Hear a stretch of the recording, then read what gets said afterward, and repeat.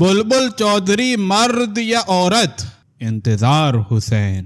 عبد القادر حسن نے آج اپنے کالم میں ایک سنسنی خیز انکشاف کر ڈالا ہے۔ ہماری معلومات میں تو اس سے بے پناہ اضافہ ہوا ہے۔ ہم بلبل چودھری کو مرد سمجھتے چلے آ رہے تھے، عبد القادر حسن نے بتایا ہے کہ وہ عورت تھے۔ لکھتے ہیں کہ چودھری مشرقی پاکستان میں بھی ہوا کرتے تھے۔ وہاں کی ایک رقاصہ بلبل چودھری تو اپنے زمانے میں بہت مشہور بھی ہو گئی تھی۔ اب بلبل چودھری اس دنیا میں نہیں ہیں اور مشرقی پاکستان سے الگ ہو کر بنگلہ دیش بن چکا ہے۔ اس لیے بلبل بستان صحافت عبد القادر حسن کو کھلی چھٹی ہے کہ جیسے چاہیں چہکیں اور بلبل چودھری کو جس خانے میں چاہیں ڈال دیں۔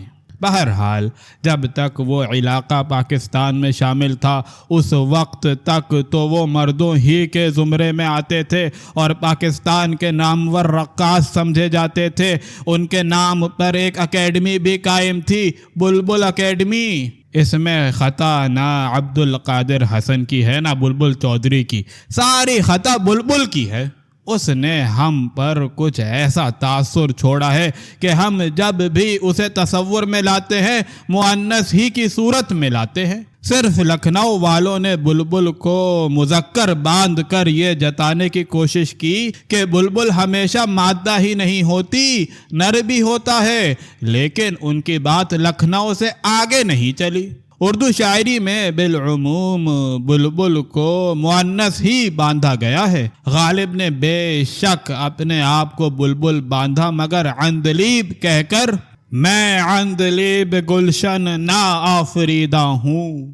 تو عندلیب تو ہمارے یہاں مذکر ہوئے ہیں، مثلا عندلیب شادانی، مگر بلبل کوئی مذکر نہیں گزرا۔ اور جب مسز سروجنی نائیڈو بلبل ہند بن گئیں تو گویا طے ہو گیا کہ ہم جب بھی کسی کو بلبل کہیں گے تو وہ خاتون ہی ہوگی۔ مگر ادھر بنگال میں ایک رقاص پیدا ہوا اور اس کا نام بلبل چودھری پڑا۔ پاکستان کے دور اول میں بلبل چودھری کی بہت دھوم تھی۔ ابھی ہم نئے آزاد ہوئے تھے اور ہندوستان سے الگ ہوئے تھے۔ دلوں میں امنگ تھی اور ہندوستان سے مسابقت کا ایک جذبہ تھا۔ ہر شعبہ زندگی میں ہم یہ دیکھنے کا شوق رکھتے تھے کہ ہندوستان کے پاس کتنا کچھ ہے اور ہمارے حصے میں کیا کچھ آیا ہے۔ فنون کے میدان میں موسیقار اگر ہندوستان میں تھے تو پاکستان میں بھی اچھے اور بڑے موسیقار موجود تھے، اگرچہ اس زمانے میں ہم نے اپنی ناقدری سے ایک بہت بڑے موسیقار کو گنوا دیا، استاد بڑے غلام علی خاں کو۔ اس زمانے میں ہندوستان میں رقص کی دنیا میں اودے شنکر کا نام بہت اونچا تھا۔